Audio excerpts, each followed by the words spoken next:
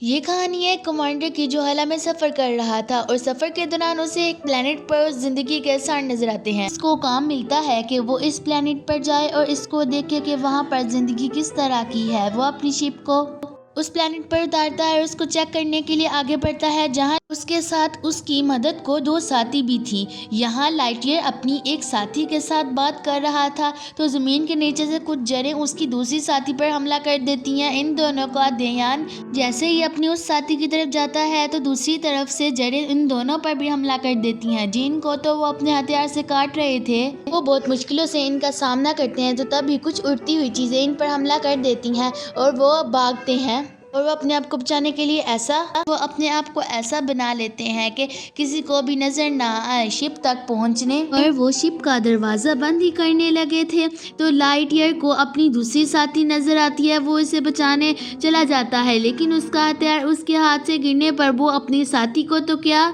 बचाता, वो खुद भी वहीं फंस चुका था। यहाँ स्पेसशिप में खड़ी दूसरी साथी उसे अपना हथियार देती है, जिससे लाइटईयर जड़ों को काट कर अपने साथी के साथ स्पेसशिप में आ जाता है। इसे जल्दी से उड़ा लेता है पर एक पहाड़ के साथ टकराने पर उनकी स्पेसशिप वहीं गिर चुकी थी और वो जान गए थे कि उनकी स्पेसशिप का क्रिस्टल टूट गया है, जिससे वो जमीन यानी अपनी दुनिया में वापस नहीं जा सकते थे। इसके टूटने की वजह से स्पेसशिप के सब लोगों को वाले बॉक्स से सही सलामत निकाल लिया गया था। लाइटईयर इस सब का जिम्मेदार अपने आप को समझ रहा था। इसे लग रहा था कि इसकी वजह से वो लोग यहाँ फंस गए हैं और सबकी जान खतरे में पड़ गई है। तभी उसकी साथी उसको समझाती है कि तुम्हारा ऐसा सोचने का कोई फायदा नहीं। तो वो उससे कहती है कि तुम बहुत काबिल हो और मुझे यकीन है कि तुम इस क्रिस्टल को बना लोगे, जिसके बाद हम लोग दोबारा अपने घर वापस जा सकेंगे और सब कुछ ठीक हो जाएगा।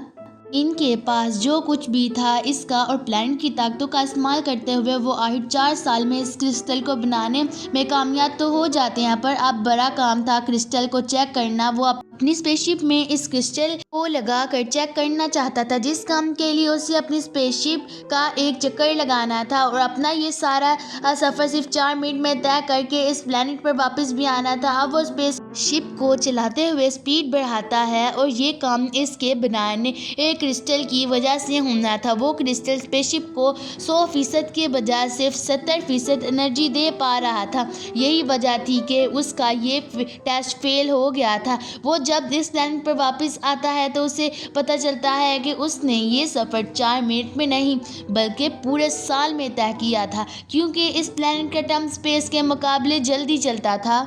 रूम में जाने पर उसे इसकी साथी किया दिया गिफ्ट मिलता है, जो कि एक रोबोटिक कैट थी। वो कर उसे अपने बारे में बता रही थी। यहाँ लाइटईयर भी बहुत ज़्यादा थक गया था, इसलिए वो सो जाता है, लेकिन ख्वाब में इस वक्त को देखकर परेशान हो कर उठ जाता है जब उसकी गलती की वजह से वहाँ से सब लोग फंस गए थे। वो अपनी कैट को इस क्रिस्टल को ठीक करने कहकर दोबारा अपने मिशन पर चला जाता है। वो एक के बाद एक नए तजर्बे करता है और इस सब में 62 ईयर गुजर जाते हैं। इसकी साथी की भी मौत हो चुकी थी, लेकिन लाइटईयर अभी तक जवान ही था। इसकी साथी इसे एक आखिरी वीडियो मैसेज में गुड बाय कह रही थी और तभी हमें इस प्लेनेट पर इन सब के नए कमांडर को दिखाया जाता है, जो लाइटईयर से कहता है कि तुम्हें इस फजूल काम में अपना वक्त ज़ाया करने की बिल्कुल ज़रूरत नहीं है। तुम यहाँ रहकर हमारे नए मिशन में हमारा साथ दो। हम इस जगह को इंसानों के रहने के काबिल बना रहे हैं ताकि इंसान यहाँ के माहौल और चीज़ों से बचकर आसानी से रह सके। लाइटईयर कमांडर को इनकार करता है और अपनी कैट के पास आता है, जो इसे बता रही थी 62 सालों की मेहनत के बाद आखिर मैंने इस क्रिस्टल को बना लिया है। इससे पहले कि वो कुछ करता उसे कमांडर के लोग कैट को लेने आ जाते हैं। लाइटईयर किसी तरह से उसे लेकर वहां से निकल जाता है और लैब में कैट के बनाए तरीके से क्रिस्टल बनाकर तजर्बे के लिए निकल जाता है और यहाँ पीछे से कमांडर इसे रोकता रह जाता है। इस लाइटईयर इनकी एक नहीं सुनता और इस बार अपनी प्लेनेट पर वापस आने पर इसे पता चलता है कि किसी को बहुत बड़ी शिप ने इनके प्लेनेट पर हमला किया हुआ था और दुश्मनों के हमले से इसे यहाँ पर एजी बचाती है, जो इसके दोस्त और साथी की पोती थी। एजी इसे बताती है कि तुम इस बार 22 साल के बाद आए हो और ये हमला स्पेसशिप ने हफ्ता पहले हुआ है वो बताते हैं कि ये लोग हमारी इस जगह पर भी हमला करना चाहते हैं, जो जगह हमने इंसानों के लिए महफूज बनाई है। इसी वजह से इंसान का कोई भी हमला कामयाब नहीं हो पाया इस जगह को बर्बाद करने में। पर अब लाइटईयर के सब लोग जो कि इस प्लैनेट पर रह रहे थे, लाइटईयर की फैमिली, वो इस एरिया के अंदर फंस चुके थे। एजी इन्हें लेकर अपने इलाके में चले जाती है, जहाँ वो लोग किसी तरह महफूज जगह पर जाकर इस क्रिस्टल को लेना चाहते थे ताकि वो इसे लेकर ज़मीन पर चले जाएं। यहाँ आकर लाइटईयर को अपनी हाथ पर लगी मशीन से पता चलता है कि यहाँ से दूर एक पुराना स्पेसशिप है। सब लोग इसे लेने के लिए आ जाते हैं। इस स्पेसशिप के अंदर कुछ स्पेस सूट भी थे जो लाइटईयर के साथ इनके सभी साथियों ने पहन लिए थे, लेकिन इन सभी पर इस वक्त इस प्लैनेट की कोई महलूक हमला कर देती है, जिनसे बचते हुए वो लोग अपनी स्पेसशिप को आसमान की तरफ ले जाते हैं। तो यहाँ इन पर दूसरी स्पेसशिप हमला कर देती है, जिससे वो लोग दोबारा नीचे गिर गए थे।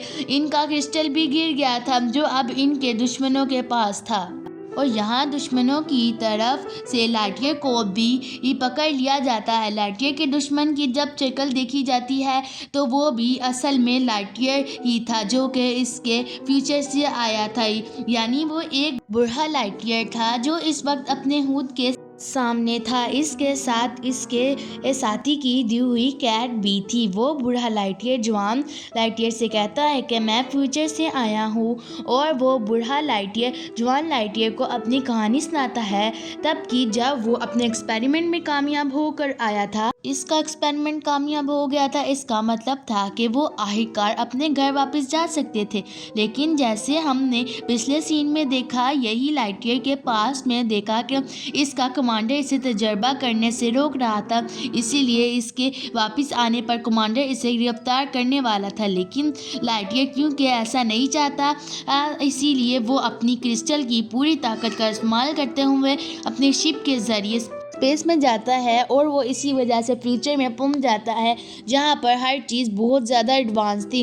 बूढ़ा लाइटईयर अपनी कहानी सुनाते हुए लाइटईयर से कहता है कि मैंने सोचा अगर हम इस क्रिस्टल की मदद से फ्यूचर में आ सकते हैं तो पास में जाकर इस प्लैनेट पर आने के भी स्पेसशिप को रोक सकते हैं। यानी मूवी के शुरू में जो हुआ, वो लोग जब इस स्पेसशिप पर आए वो लोग इस सारे चीज़ को रोक सकते हैं, और सीधा दुनिया में जाने पर इनको यहाँ की कोई भी मुश्किल नहीं आएगी। छोटे लाइटईयर को भी ये बात पसंद आ गई थी। बूढ़ा लाइटईयर बताता है कि मैं तो और भी ज़्यादा पास पे जाने वाला था, लेकिन यही तक आते मेरा क्रिस्टल ख़राब हो गया, और अगर हमें और पास में जाना है तो मुझे यहाँ पर तुम्हारा क्रिस्टल चाहिए। जो लाइटईयर यहाँ इसे दे भी देता है। इनका मिशन अब शुरू ही होने वाला था, तभी छोटे लाइटईयर याद आता है कि अगर हम पीछे चले गए तो उसे तभी एजी भी नहीं मिलेगी जो उसकी साथी की पोती थी। ये सोचते ही वो अपना क्रिस्टल लेकर वहाँ से भाग ही रहा होता है कि बूढ़ा लाइटईयर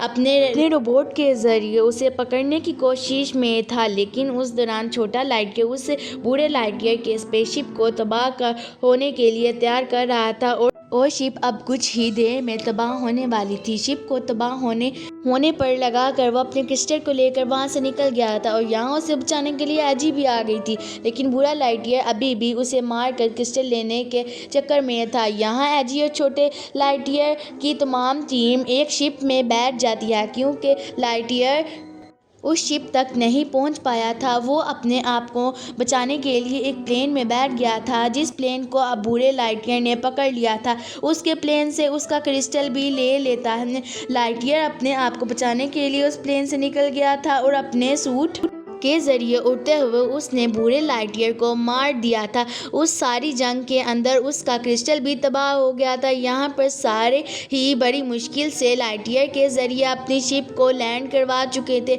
और अब अपने प्लैनेट को बूढ़े लाइटईयर से आज़ाद करवाने के बाद उनका कमांडर को दोबारा वही मिशन देता है कि इस प्लैनेट को इंसानों के रहने के लिए काबिल बनाना है। क्रिस्टल टूटने की वजह से अब लाइटईयर ने अब ज़मीन पर जाने की कोशिश छोड़ दी थी, क्योंकि उसे अब नया क्रिस्टल बनाने में काफ़ी साल लग जाते हैं। इस तरह वो अपने नए साथियों के साथ एक नए मिशन पे था जिसके फरता, और वो सब बहुत खुश थे। और इसी के साथ यहीं पर ये कहानी ख़त्म हो जाती है।